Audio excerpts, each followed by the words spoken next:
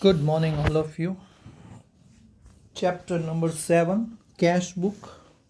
Okay, today we are going to solve question number 3 of your textbook, student, page number 184. So I request all of you take out your textbook and open page number 184. That is question number 3. Okay, it is very simple sum, student, and it is a simple cash book we have to prepare. It is a cash book of Prapti and for the month of June. Okay, June 2015. So please draw line, student. In last video we have discussed the formats. So this is the format of cash book. Okay, please draw it and solve the sum along with. Shown on left side, it is a debit side, and debit side has 5 columns: date, receipts, receipt number, LF, and amount.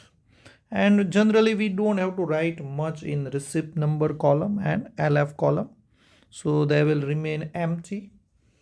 And on credit side we have date, payments, VN means voucher number, and LF, and then last amount. Voucher number and LF column will remain empty. Clear? In last video we have discussed about these columns. Okay, so let's solve the sum now. Student, before we start, let me remind you that cash book has two sides. The left side is called debit side or receipt side, and credit side is called right side or payment side. Okay, whatever you can call. Okay, if you receive money, student, then you should write on left side, that is debit side. And if you give money to someone, then you have to write on credit side or right side or payment side. Okay, so there is no rocket science in that. Very simple, student. Clear? If you have common sense, then this chapter is very easy. Okay, let's start with the first transaction. June 1st, opening cash balance rupees 10,000. Okay, whenever you start the sum, student, you will get the first transaction of opening balance. Opening balance means that much money you already have in business, in your business. Okay, so we are doing the sum of June month, student. So on the first date of June, we already have 10,000. જૂન મહિનાની શરૂઆતમાં પહેલી તારીખે student આપણી પાસે already 10,000 રૂપિયા હતા જ છે જ. Okay, so that we will write. That is called opening balance, and opening balance must be written on left side, student. That is debit side. See, I have written on 1st June. Year I have not written, student, because of space problem. So you just write the year. 1st June 2015 to balance brought forward, and amount is 10,000. Okay, so we are off the mark now, student. We have started the sum. First transaction is over. Now second transaction, student. Second transaction is cash sales. Cash sales means we are selling goods. Okay, how much goods we have sold, student? Yes, 3,000. Now, can you tell me, student, is this receipt or payment? Means, are we receiving money here or giving money? Of course, we are receiving money, student, because it is a sales. We are selling goods to opposite party. So, obviously, they are giving money to us. Name of any person is not given here. So, obviously, it is a cash transaction. Remember, student, cash book records only cash transactions. Okay, so 2nd June is a cash transaction. Cash sales rupees 3,000. Okay, so let's record it. Where should we record, student? Receipt or payment? Yes, receipt side. Okay, so we will write the date, 2nd of June. Then we have to write the reason of receiving money, student. Barabar means why you are receiving money. What is the reason? Yes, sales. Sales is the reason. Okay, so we have to write to sales account. Okay student, આપણે અહીંયા receipt કોલમમાં પૈસા આવ્યા પણ એનું reason લખવું પડે, શું કામ આવ્યા. જેમ કે તમે ગુડ્સ વેચ્યું હોય તો તમારે સેલ્સ લખવાનું, તમે મશીન વેચ્યું હોય તો તમારે ટુ મશીન લખવાનું, તમે ફર્નિચર વેચ્યું હોય તો ટુ ફર્નિચર લખવાનું, તમે કોઈની પાસેથી લોન લીધી હોય તો તમારે લોન લખવાનું, loan of mister X Y Z. Okay, એટલે જે કાંઈ રીઝન હોય લખવાનું, બરાબર. કમિશન મળ્યું હોય તો ટુ કમિશન લખવાનું. Okay, depends. તો અહીંયા આપણે ગુડ્સ વેચ્યો છે સ્ટુડન્ટ, એટલે સેલ્સ, એ રીઝન સેલ્સ થયું, બરાબર. સેલ્સ વર્ડ ક્યારે યુઝ થાય? જ્યારે આપણે ગુડ્સ વેચીએ ત્યારે. ચાલો, સેકન્ડ પછી આવે છે third. Cash of 2000 brought in the business as more funds are required. Okay, now what is the meaning? Student, બિઝનેસમાં પૈસાની જરૂર પડે કે ન પડે? ઓફકોર્સ. ઓકે, તો જ્યારે જ્યારે બિઝનેસમાં પૈસાની જરૂર પડે તો કોણ પૈસા આપે બિઝનેસને? Of course owner. Owner gives money, isn't it? તો અહીંયા બી મોર ફંડ્સ આર રિક્વાયર્ડ એવું લખ્યું છે, એટલે પૈસા આવ્યા એટલે ઓફકોર્સ એ ઓનરે જ આપ્યા હોય સ્ટુડન્ટ, કોઈ બહારનું તો દેવા આવે નહીં. ઓકે, અને ઓનર જ્યારે પૈસા આપે તો એને શું કહેવાય સ્ટુડન્ટ? ઓનર જ્યારે પોતાના બિઝનેસમાં ઇન્વેસ્ટ કરે પૈસા તો એની માટે એક વર્ડ છે સ્ટુડન્ટ. યસ, અવર ફર્સ્ટ ડેફિનેશન, કેપિટલ. ઓકે, ચાલો, તો આ પૈસા બિઝનેસમાં આવ્યા સ્ટુડન્ટ, કોણે આપ્યા? ઓનરે આપ્યા. ઓકે, તો રિસિપ્ટ સાઈડ આની એન્ટ્રી કરશું, કારણ કે આમાં પૈસા આવે છે. પૈસા જાય તો રાઈટ સાઈડ એન્ટ્રી કરવાની, આવે તો લેફ્ટ સાઈડ. તો લેફ્ટ સાઈડ એન્ટ્રી કરો સ્ટુડન્ટ, ડેટ લખી નાખો 3rd of June. Yes, then reason લખવું પડે સ્ટુડન્ટ આપણે, તો રીઝનમાં કેપિટલ લખશું, કારણ કે ઓનર જ્યારે પૈસા આપે તો એને કેપિટલ કહેવાય, અને ઓનર લઈ જાય તો એને ડ્રોઈંગ્સ કહેવાય. ઓકે, તમને આ રીઝન જો લખતા ન આવડે સ્ટુડન્ટ તો તમારે છે ને આની જર્નલ એન્ટ્રી મનમાં વિચારી લેવાની. સપોઝ ઓનર ઘરેથી પૈસા લાવે તો જર્નલ એન્ટ્રી શું થાય? Cash comes in cash account debit to capital account. બસ, તો જર્નલ એન્ટ્રીમાં કેપિટલ વર્ડ આવ્યો સ્ટુડન્ટ, તો એ વર્ડ આપણે અહીંયા લખવો પડે. કેશબુક એ એક લેજર જ છે, એટલે જર્નલ એન્ટ્રી ઉપરથી પણ કેશબુક બની શકે. It's just like a ledger, it's a cash account. Cashbook is like a cash account.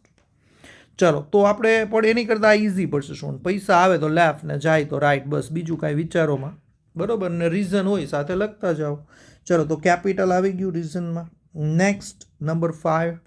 ચલો, 5th June. નેક્સ્ટ ટ્રાન્ઝેક્શન છે 5th June. Cash purchases 6000. Cash purchases means આપણે 6000નો ગુડ્સ પરચેઝ કર્યો student. ચાલો, તો આપણે જ્યારે જ્યારે ગુડ્સ લઈએ તો પૈસા બહાર જાય સ્ટુડન્ટ, બરોબર. ઓકે, તો પૈસા બહાર જાય તો આને પેમેન્ટ કહેવાય, તો આ એન્ટ્રી પેમેન્ટ સાઈડ કરશું. ઓકે, તો લખી નાખો payment side 5th June. And in payment column we have to write the reason. Reason is purchase, because we are buying goods, so by purchase account. And the amount, what is the amount? 6000. So in amount you write down 6000. Okay, chalo, હવે 7th. Next is very easy student. 7th is also related to payment. Salary of 1000 and brokerage of 1500 paid by cash. Okay student, ચાલો, અહીંયા આપણે payment કરીએ છીએ. શું payment કર્યું student? આપણે બે વસ્તુ પે કરી. We are paying salary as well as we are paying brokerage. Okay, and as we are paying, we have to write on payment side.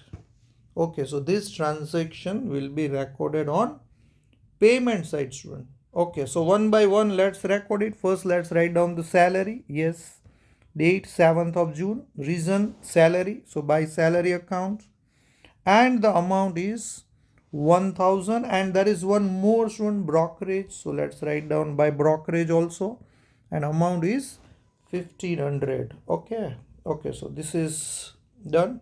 Next transaction, 9th, goods purchase from drone by cash. ચાલો, પાછું purchase આવ્યું student. ચાલો, તો purchase કરીએ, goods લઈએ એટલે પૈસા બહાર જાય, બસ, તો આ પેમેન્ટ કહેવાય student. This is a payment, so let's write down on payment side 9th of June, and reason is by purchase account. Okay, amount is given student 5000. ચાલો, ટૂંકમાં સ્ટુડન્ટ પૈસા આવે તો લેફ્ટ સાઈડ લખો ને જાય તો રાઈટ સાઈડ, બસ. બીજું આમાં કોઈ ખાસ શીખવાનું નથી તમારે, બહુ જ ઇઝી છે. ચલો next 11th transaction, goods of 6000 sold to Mansi for cash. ચલો અહીંયા આપણે ગુડ્સ વેચીએ છીએ સ્ટુડન્ટ, એટલે ઓબ્વિયસલી પૈસા આવે. ગુડ્સ વેચું તો પૈસા આવે તો એને રિસિપ્ટ કહેવાય. તો આ એન્ટ્રી આપણે રિસિપ્ટમાં કરશું. 11th of June, reason to sales account and the amount is 6000. Okay, done. Next transaction is 19th of June, rupees 3000 paid to Nairuti for goods purchased in previous month. Student આ થોડોક tricky question છે. પહેલાં તો ₹3000 paid two નૈઋતિ. ચાલો આપણે નૈઋતિને પૈસા આપ્યા student. આપ્યા એટલે ઓબ્વિયસલી આ પેમેન્ટમાં આવશે. ચાલો એટલું તો ક્લિયર થઈ ગયું કે આ એન્ટ્રી આપણે પેમેન્ટમાં કરવી પડશે. Okay, done. પણ રીઝન શું લખવું? હવે સ્ટુડન્ટ અહીંયા આપણે ગુડ્સ પરચેસ કર્યો તો નૈઋતિ પાસેથી, પણ છતાં આપણે બાય પરચેઝ નહીં લખી શકીએ, એટલા માટે કે એમાં પ્રીવિયસ મંથ એવું લખ્યું સ્ટુડન્ટ. ઓકે, એટલે આપણે નૈઋતિ પાસેથી ગુડ્સ તો ઓલરેડી 1 મહિના પહેલાં લઈ લીધો હતો, પણ ત્યારે ઉધારમાં લીધો હશે, બરાબર? એટલે એના પૈસા દેવાના બાકી હશે. એટલે પૈસા હવે આપણે આપ્યા 1 મહિના પછી, એટલે કે 23rd ડેટ ઉપર, 19th જૂન ઉપર આપણે આપ્યા. એટલે આપણે બાય પરચેઝ નહીં લખી શકીએ, પણ અહીંયા આપણે નૈઋતિને પૈસા આપીએ છીએ. તો આની જર્નલ એન્ટ્રી જો વિચારો મગજમાં, તો Nairuti is the receiver and cash goes out. તો એન્ટ્રી એમ કરશું, Nairuti account debit to cash account. Okay, તો અહીંયા નૈઋતિનું નામ આવ્યું છે જર્નલ એન્ટ્રીમાં, એટલે રીઝનમાં આપણે બાય નૈઋતિ એવું લખવું પડશે. ઓકે, તો લખી નાખો 19th of June by Nairuti account 3000. Okay student, તમને રીઝન જ્યારે ખ્યાલ ન આવે ને ત્યારે એની જર્નલ એન્ટ્રી મગજમાં વિચારી લેવાની, અને જર્નલ એન્ટ્રીમાં જે વર્ડ આવે ને એ વર્ડ આપણે અહીંયા લખવાનો. જેમ કે આપણે કોઈને સેલેરી આપીએ તો જર્નલ એન્ટ્રીમાં સેલેરી વર્ડ આવે, બરાબર? આપણે ગુડ્સ લઈએ તો જર્નલ એન્ટ્રીમાં પરચેઝ વર્ડ આવે, બરાબર? એટલે જર્નલ એન્ટ્રીમાં જે વર્ડ હોય એ વર્ડ અહીંયા આપણે રીઝનમાં લખવાનું. જેમ કે નૈઋતિને આપણે પૈસા આપીએ તો શું જર્નલ એન્ટ્રી કરીએ? નૈઋતિ અકાઉન્ટ ડેબિટ ટુ કેશ. બસ, તો આપણે કેશ સિવાયનો જે વર્ડ હોય એ અહીંયા યુઝ કરવાનો, બરાબર? નૈઋતિ બાય નૈઋતિ અકાઉન્ટ 3000. ચાલો, એટલે તમને ખ્યાલ આવી ગયો કે અહીંયા પરચેઝ વર્ડ નહીં લખાય, કારણ કે પરચેઝ તો 11 મહિને થઈ ગયું છે સ્ટુડન્ટ. અત્યારે તો ખાલી પૈસા જ આપીએ છીએ, એટલે નૈઋતિનું નામ આવશે. ચલો નેક્સ્ટ ટ્રાન્ઝેક્શન છે 23rd. Kinjal paid 1500 for goods sold to her in previous month. ચલો અહીંયા કિંજલ પેડ એવું લખ્યું છે, એટલે કિંજલ ઓપોઝિટ પાર્ટી છે student, and she paid to us એમ સમજવાનું છે. એટલે કિંજલ જે છે એણે આપણને પૈસા આપ્યા. શું કામ આપ્યા? કારણ કે આપણે એને ગુડ્સ વેચ્યો હતો સ્ટુડન્ટ. ક્યારે વેચ્યો હતો? ગયા મહિને, પ્રીવિયસ મંથમાં. ઓકે, એટલે આપણે ગયા મહિને કિંજલને ગુડ્સ વેચ્યો હશે, ત્યારે તો ઉધારમાં વેચ્યો હશે સ્ટુડન્ટ. એટલે પૈસા ત્યારે નહોતા આવ્યા, પણ અત્યારે આજે 1 મહિના પછી પૈસા આવ્યા, એટલે ટૂંકમાં પૈસા આવ્યા. Okay, so we are receiving money student in this case.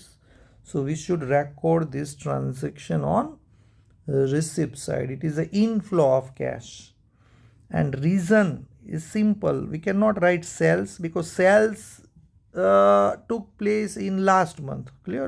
Cells તો આપણે લાસ્ટ મંથમાં કર્યું હતું. અત્યારે તો ખાલી પૈસા આવે છે, એટલે પાર્ટીનું નામ લખશું આપણે શું? કિંજલ. ચાલો તો લખી નાખો ડેબિટમાં to Kinjal account and amount is 1500. Student તમે એક વસ્તુ નોટિસ કરો, અહીંયા એક જ ક્રાઇટેરિયા તમારે જોવાનો છે, પૈસા આવે છે કે જાય છે. પૈસા આવે એટલે લેફ્ટ સાઈડ એન્ટ્રી થાય, અને આપણે કોઈને પૈસા આપીએ તો રાઈટ સાઈડ એન્ટ્રી થાય. અને રીઝન જે ટેક્સ્ટ બુકમાં આમ અંદર હોય છે એ જ લખવાનું હોય છે મોસ્ટ પ્રોબેબલી. ચલો નેક્સ્ટ છે old cycle is purchase four business. ચાલો આપણે બિઝનેસ માટે સાયકલ લીધી. હવે સાયકલ લ્યો એટલે પૈસા જાય શું? અને કાંઈ પણ વસ્તુ લ્યો, પરચેસ કરો, કોઈ પણ એસેટ્સ લ્યો કે ગુડ્સ લ્યો, એટલે પૈસા તો બહાર જવાના શું? એટલે મોસ્ટલી કાંઈ પરચેઝવાળી એન્ટ્રી હોય ને એટલે એ પેમેન્ટ સાઈડ જ આવે. ઓકે, તો 25th ડેટમાં લખી નાખો 25th જૂન, અને by cycle account. Okay, so it is a bicycle account, and amount is 600. Chalo, now next 28, 1000 received for commission. Okay, so we are receiving money, so it's a receipt, student. So we will record this transaction on receipt side, and the reason of receiving money is commission. So we can write to commission account 1000. And last transaction, now student, we are buying machine in last transaction. Okay, so again we are making payment, so it's a payment, and reason for payment is machine. We are buying machine, so buy machine account. એક વસ્તુ યાદ રાખો, કોઈ પણ assets લ્યો ને તો એમાં પરચેઝ વર્ડ ન આવે સ્ટુડન્ટ, એમાં એસેટ્સનું જ નામ આવે. જેમ કે તમે ગુડ્સ લ્યો તો તમે બાય પરચેઝ લખી શકો, પણ એસેટ્સમાં પરચેઝ વર્ડ ન આવે. એસેટ્સ માટે એસેટ્સનું જ નામ લખવું પડે. જેમ કે ફર્નિચર લ્યો તો બાય ફર્નિચર જ લખવું પડે, પણ ગુડ્સ લ્યો તો બાય પરચેઝ લખી શકાય. એવી રીતે સેલ્સમાં એવું છે, તમે કંઈ એસેટ્સ વેચો તો સેલ્સ ન લખી શકાય. પરચેઝ અને સેલ્સ વર્ડ છે ને એ પર્ટિક્યુલરલી ગુડ્સ માટે જ યુઝ થાય છે, બીજા કોઈ માટે યુઝ ન થઈ શકે. ઓકે સ્ટુડન્ટ, બધી જ એન્ટ્રી થઈ ગઈ. હવે બેલેન્સિંગ કરવાનું છે સ્ટુડન્ટ. ડેબિટનો ટોટલ ઓલમોસ્ટ વધારે જ હોય છે આ સમમાં, તો ડેબિટમાંથી ક્રેડિટ માઇનસ કરો સ્ટુડન્ટ, એટલે આપણો આન્સર આવી જશે. ચલો પહેલાં આપણે રફ વર્ક કરી લઈએ સ્ટુડન્ટ. ચલો ટોટલ ઓફ રિસિપ્ટ પહેલાં કરી જોઈએ અને પછી ટોટલ ઓફ પેમેન્ટ કરો. ચલો, તો રિસિપ્ટનો ટોટલ સ્ટુડન્ટ થાય છે 23,500. કેલ્ક્યુલેટરથી વેરીફાઈ કરી લો. અને પેમેન્ટનો ટોટલ છે 20,600. ઓકે, એટલે 23,500 જે છે સ્ટુડન્ટ એ આપણી પાસે આવ્યા ડ્યુરિંગ ધ મંથ, ને એમાંથી 20,600 ગયા. ઓકે, તો કેટલા વધ્યા? જે વધે એ આપણો આન્સર સ્ટુડન્ટ. એટલે આ બેનો ડિફરન્સ કાઢો. Yes, difference is 2,900, and that is our answer. Okay, that is called closing cash balance. Means that much amount is left with us now at the end of June month. જૂન મહિનો પૂરો થયો ત્યારે આટલા રૂપિયા વધ્યા આપણી પાસે. ચાલો, તો હવે આ આન્સર ક્યાં લખો સ્ટુડન્ટ? ઓફકોર્સ આન્સર હંમેશા ક્રેડિટમાં લખાય સ્ટુડન્ટ. સમ સ્ટાર્ટ થાય ને એ હંમેશા ડેબિટથી થાય. ઓપનિંગ બેલેન્સ જો ડેબિટમાં લખવાની હોય, પણ જે ક્લોઝિંગ બેલેન્સ આવે ને એ ક્રેડિટમાં લખવાની હોય. ચાલો, તો લખી નાખો ક્રેડિટમાં. ડેટ કઈ લખવી? યસ સ્ટુડન્ટ, મંથની લાસ્ટ ડેટ હંમેશા લખવાની. જે મહિનાનો સમ તમે કરતા હો એની છેલ્લી ડેટ લખવાની, 30th June 2015. ઓકે સ્ટુડન્ટ, તો આ સમ પૂરો થયો. હવે એક ટોટલ કરી લ્યો સ્ટુડન્ટ. હવે બે બાજુનો ટોટલ જો સેમ થઈ ગયો હશે, કારણ કે જે ડિફરન્સની અમાઉન્ટ હતી 2,900 એ આપણે લખી નાખી. Yes, now total of both the sides are equal, 23,500, and answer of June should be continue in July student. Clear? Answer of June will be continued in next month. Means the closing balance of June will become opening balance of July. So we have to transfer this answer into the next month. Okay, so on left side we will transfer this answer, and we will write the date also, 1st July, to balance brought forward. Okay, this is the procedure we have to follow. Okay students, so this sum is over. This was very easy sum. I am sure you have learned it. And in homework you can solve illustration 1 student. In new textbook it is given on page number 160. Okay, so please solve illustration 1. That is your homework. Clear? And send me homework on my mail address student. Now in next video we will try to learn another type of cash book, that is 2-columnar cash book. It is very interesting student. Okay, take care student.